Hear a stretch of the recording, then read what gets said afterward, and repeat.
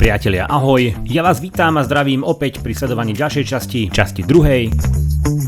Praha 100 vežatá. Aj tento deň má svoj plán. Dáme si cyklo po Prahe. Svatá matičko Podsrpenská. Ups, sranda musí byť. Bude to tu a bude to tam. No a ak to dobre dopadne, čo dúfam, áno, tak sa slušne upravený vybereme večer do divadla Hybernia na skvelý kabaret. Medzi tým ešte samozrejme úplne celý deň, plný zábavy, plný srandy, my to ovládame. Tomu verte, poďme pekne po poriadku. Začneme teda ránom a hneď prvý hriech. Na čom veku to je dovolené. Štreng. Raňajky. My to voláme tekuté raňajky. Na zdravie, ahoj bando.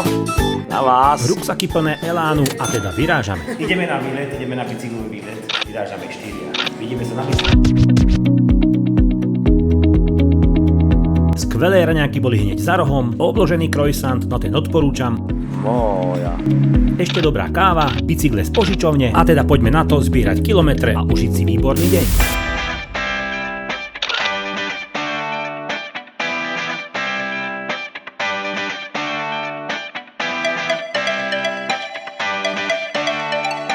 Chceli by sme preferovať predovšetkým cyklocesty, máme na pomoc mapy CZ, no ale dávame tomu taký voľný priebeh, kde bude pekne, tam sa zastavíme.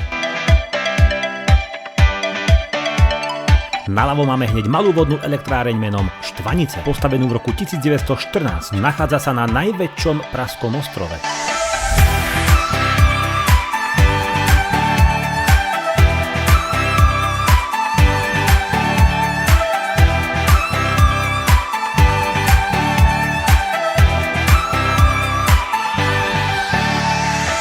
Od samého začiatku kopírujeme Vltavu, stretávame športovcov, bežcov, cyklistov, až sme sa dokotúlali do Libeňského prístavu, ktorého prvé návrhy boli už vypracované v rokoch 1891.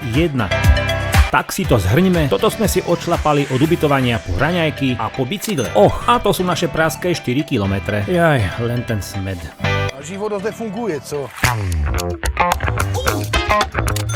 No hele, a zase bežci, asi to tu fičí. Sme na cykloceste, ktorá sa volá Vodácka, no má to logiku, nie? Trénujú tu kajakári a je tu aj takéto čudo, inak na to, že to je kôň, trojský prosím pekne, tak ho vytvoril pán menom Ivan Nacvalač.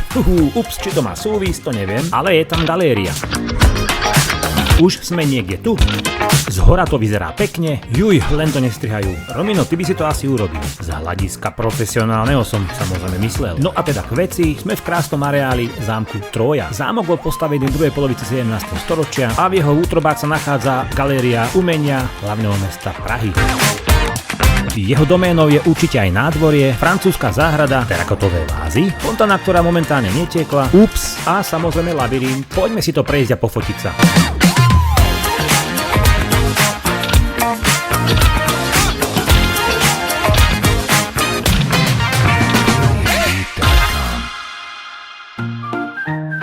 Ľud môj dobrý, poviem vám, ale je horko. My sa stále nachádzame v areáli zámku Trója, konkrétne Bistro Karel. Je to nie dlho otvorená rodinná reštaurácia ponúkajúca gastronomické zážitky. Nám ale samozrejme stačí vychladené pivo, dobrá káva, tuším aj niečo pod zub a ideme ďalej.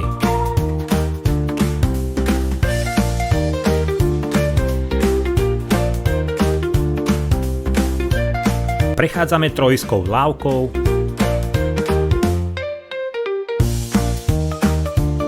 A ponoríme sa do osvežujúcej prírody, ktorá vznikla za Přemyslava Otakara II., nazývaná Kráľovská obora, dnes zvaná Park Stromovka. Pitný režim dodržať. Medzičasom sme prešli ďalší most, išli sme odtiaľto, došli sme až sem a sme presne tu. To je ten park.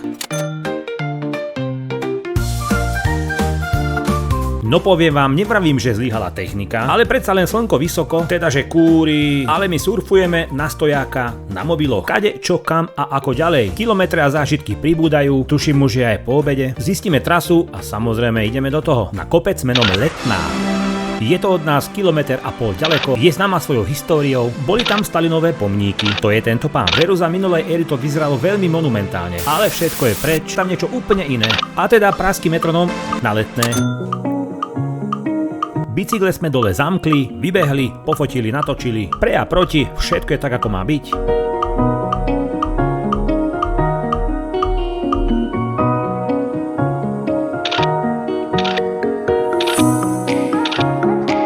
ešte jedna spoločná fotka aj s bicyklami. Ani nám ich nešlohli. Presúvame sa nejaký ten kilometer. Sme Hradčany, konkrétne tu v Kráľovskej záhrade. Mimochodom, niekde v archíve na YouTube mám o tom aj video. Tak si dáme spoločnú fotku pred spievajúcou fontánou a v pozadí letohrádok kráľovnej Anny z roku 1562.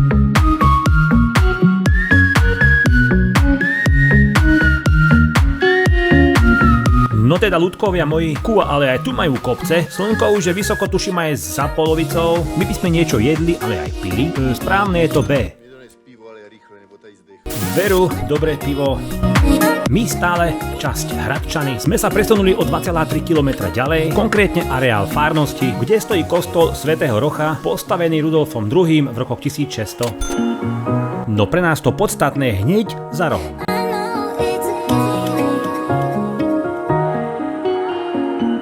Pomaly, ale určite sa blížime aj k záveru cyklovýletu po Prahe, ale pre neznalých je tu hneď za rohom asi kilometr stúpajúca cesta na rozhľadňu Petřín.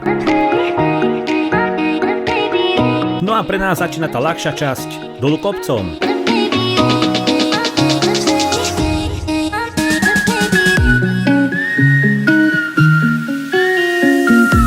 Dolu kopcom a to doslovne až do útrob centra Prahy. Až tak, že sme sa museli doslovne brodiť pred pražským orlojom a ešte aj bicykle, ale v konečnom dôsledku, no a prečo nie? Priatelia, to je samozrejme aj znak toho, že sa pomaly naozaj blížime k záveru dnešného cyklovýletu po Prahe. A teda v skratke bilancia dňa. Môžeme si povedať, že sme sa pobicyklovali aj po Prahe. Moja milovaná a drahá to dala na jedničku, Zuzka Roman taktiež. A ja by som zaostal. Priatelia, ešte slušná večera. Skoro som aj zabudol, tu je naša trasa a našich krásnych intenzívnych 26 km. My chlapi sme si ešte skočili na jedno pivo.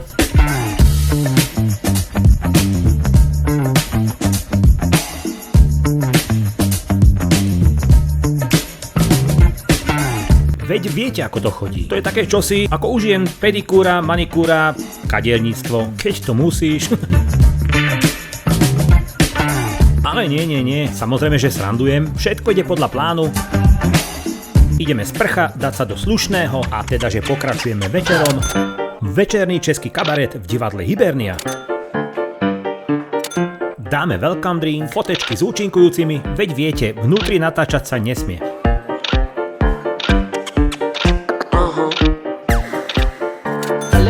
Nesmie? Nemalo by? No čo vám poviem, čuduj sa svete, nám to dovolili. Ale niečo málo o histórii kabaretu, hlavne toho pražského. Ako prvý v Prahe sa pokusil kabaret otvoriť pražský a skrachovalý baritonista a neúspešný usporiadateľ vojenských koncertov, pán menom Eduard Schlöbl, už v roku 1891. Ako história píše, fungovalo to pre a proti, čo sa týka divadelných predstavení. Približne do povojnového obdobia druhej svetovej vojny. A ako comeback uvádzajú roky 70. cez televízne prenosy a potom prišlo to sivé a predrevolučné ticho. Priatelia, ale všetko sa zmenilo, toľko málo o histórii, všetko ostatné vám napovedá samotný internet. My sme si aj tento kabaret užili, bolo to veľmi skvelé predstavenie.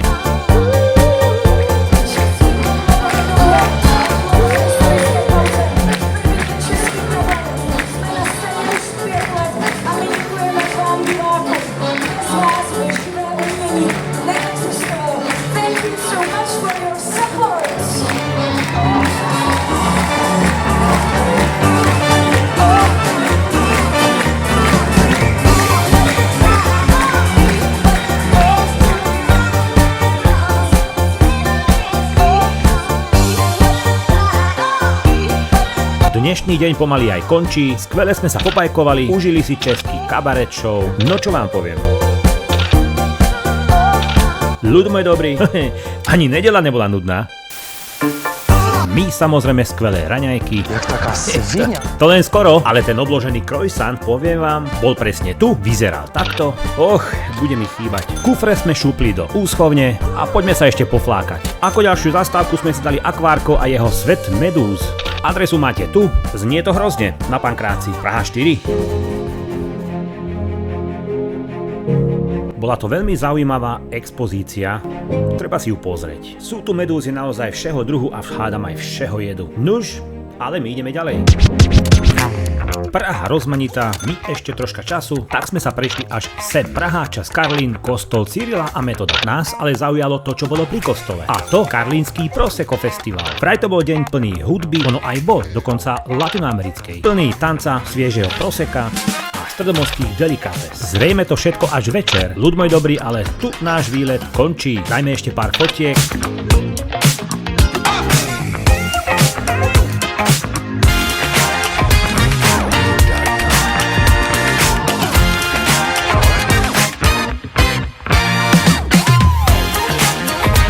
Bolo výborné, bolo fajn, lúčime sa s Prahou, sadáme na vlak a ide sa domov. Toto musím, ak sa teda video páčilo, kľudne daj like a odber.